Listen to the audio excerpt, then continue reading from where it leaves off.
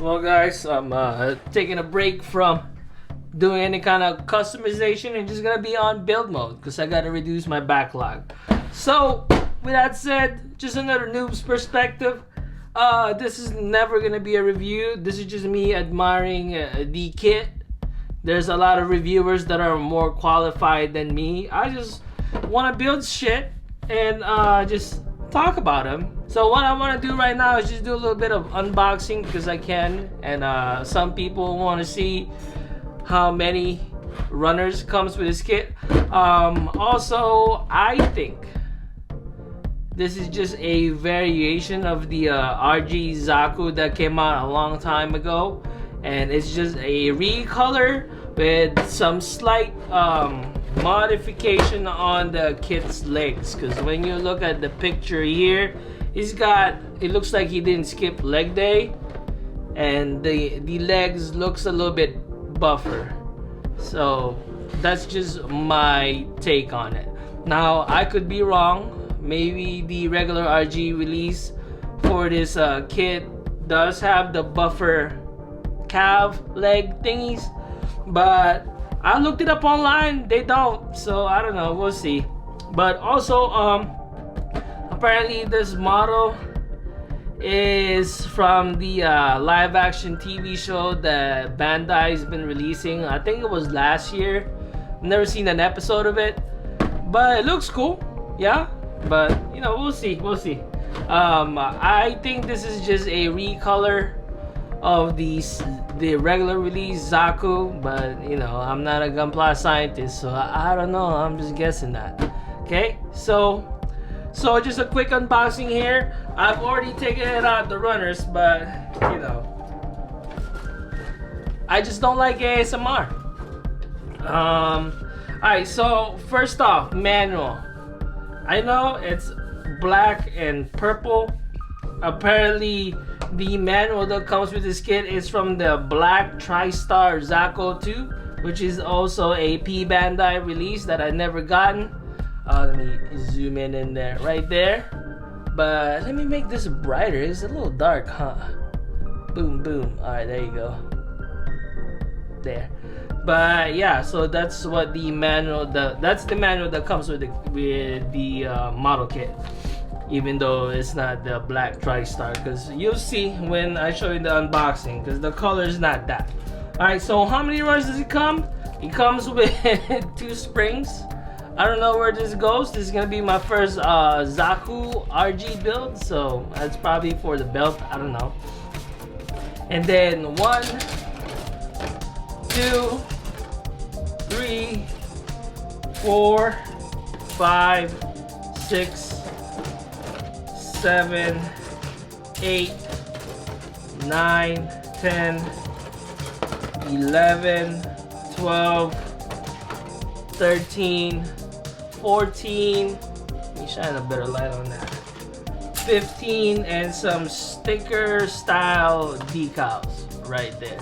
And also it does come with like a small sheet of actual decals, which is pretty nice.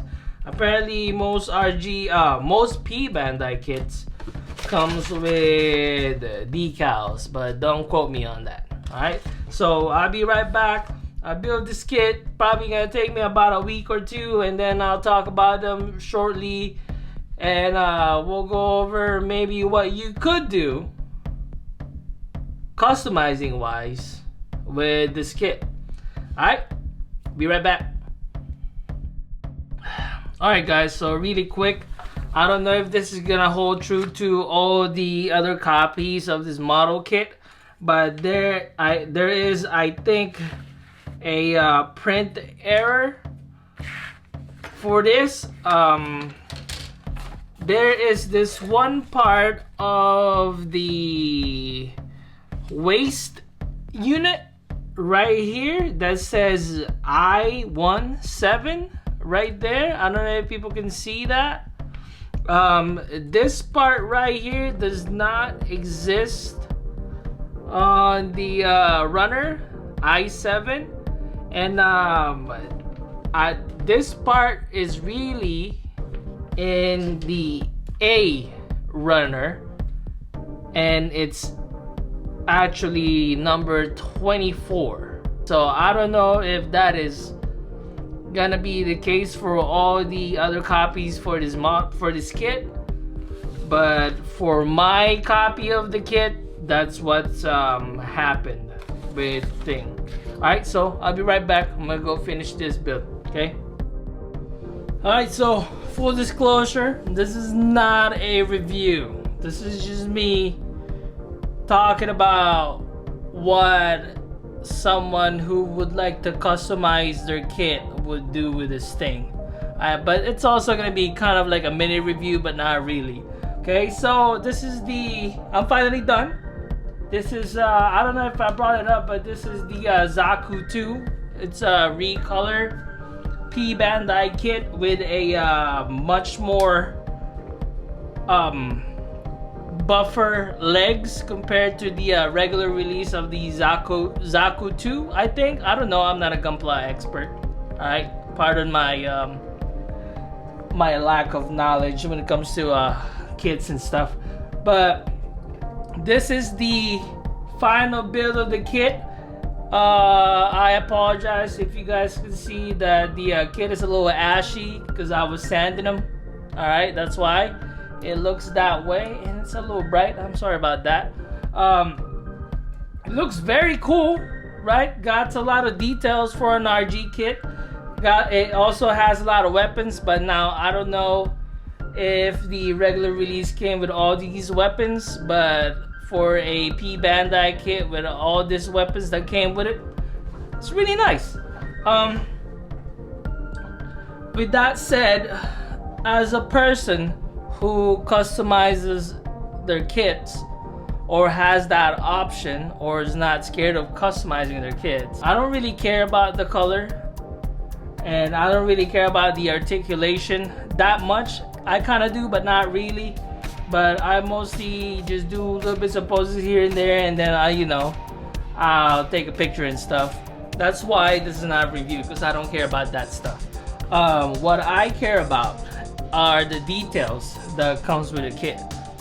Okay, I've always thought that RG kits is a very good base when it comes to practicing your painting. It's because it's got a lot of part separation, and that holds true with this kit.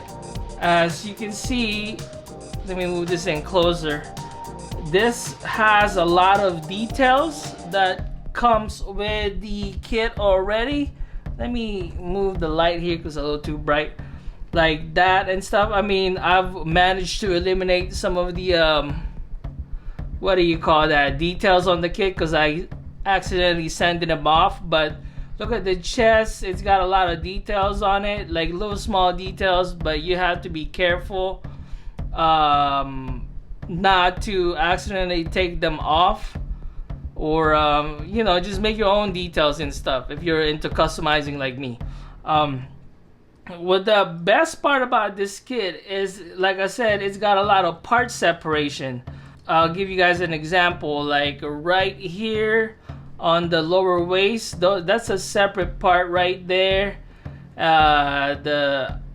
This little flappy thing, I don't know what the proper Gunpla scientist term for it. Right there, that's that's two different parts right there, the top and the bottom. Let me hook that back in there. The chest, actually this little thing right here, I don't know if people can see that. There's that little tiny square part right there. That's actually a another part right there that you just insert in there. That's another separation right there that you could show off. And then the legs, look at the legs. It's got so many parts on it. You're gonna have a field day trying to show some part separation on the legs and stuff, because it's got a lot. It's got a lot of parts there, like this part right. Let me move that back. This part right here. Those are two different parts right here. I don't know. It's so bright. Let me move my light out the way there. There you go. Sorry, it's a little dark now. But yeah, those are two separate parts there. The legs got so many details on it too. The feet looks freaking awesome, right? And then you got little thrusters here and there and stuff. You know, you're not gonna have a hard time showing different colors, different part separation on this kit. You know, for me, I don't know if I'm using the term part separation and color separation the right way, but this is just me bullshitting my way into this kit anyway, so don't nobody take my word to heart. But also, with that said, let me move this back here. The one thing that I kind of, you know, I'm a sucker for details. I like a lot of details on my kit, right? Even though this kit has a lot of details on them, you have to rescribe them because they are the lines that come, the details that comes with the kit are very shallow, and you have to redo them. Because if you're one of those people that like to sand your kit and you know, clean up the what do you call that? Clean up the nub marks and all that stuff, you're gonna accidentally take off these details on the kit. Like for example, right there on the side skirts, right there, there's some details in there that I accidentally took off but by sanding them. So you know, I have to redo those things or just make my own freaking details on it. But also, with that said, even though this is an RG kit, it also has, it gives me this feeling that I have to put more details on them, because even though there's a lot of part separation and details on the armor itself, it feels like, I don't know, maybe it's just me, but this kit, I feel like you have a lot more room to add more details. Like for example, this flappy part right there is just, I don't think there's enough details in there. It's just one freaking whole stuff there. You could probably put another, like you could probably scribe something in there or add something in there, you know, something. And also, let me take this off right here. I really do like these weapons that came with the kit. I mean, he comes with 1, 2, 3, 4 freaking weapons, you know. But you, like I said, like right here, I'm not gonna take it off, but this little shoulder storage for the weapon right here, that's just one flat surface with a little bit of details in there. But you know, you could always add more details in there. See, look what I'm saying. Like the top part alone, it looks so plain. That's just me. Some people might be fine with that, but I am a sucker for details, you know. And but that's just me. That's just what I think about this kit. But also, what I'm thinking is, since this is modeled after the old Zaku II, so that's why it doesn't have a lot of details on them. Now maybe the new RG kits nowadays has a lot more details on them than before.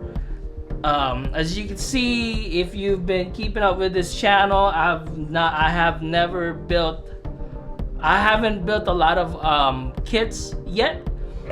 Oh shoot. Sorry about that. And also, I have never built any of the new RG releases. So I'm assuming the newer ones has a lot of details on them compared to the older RG kits that that was released before them. There's a term called that I've been hearing.